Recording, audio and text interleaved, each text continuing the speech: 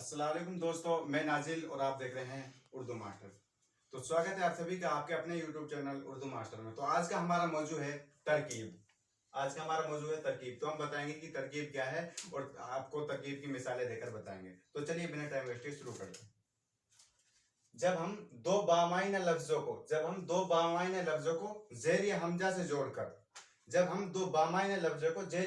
जोड़कर एक नया लफ्ज बनाते हैं तो उसे तरकीब कहते हैं।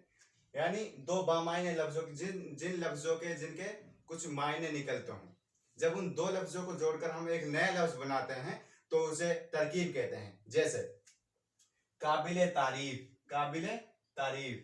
काबिल प्लस तारीफ यानी काबिल तारीफ। तो ये जेड लग रहा है जो इसी से हमें मालूम होगा कि ये तरकीब है। दूसरा देखते हैं इब्ने मरियम, जेड लग रहा है तो क्या है? तरकीब।